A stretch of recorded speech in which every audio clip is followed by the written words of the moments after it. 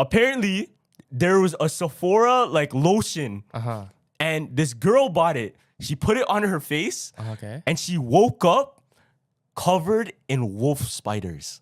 What? All over her face, all over her body where she put the lotion. Check this Ew. out. So they looked into it and they found out that some ingredients that they put into the lotion, because they're put together, the combination creates the same chemical that's in spider pheromones. Whoa. Yo,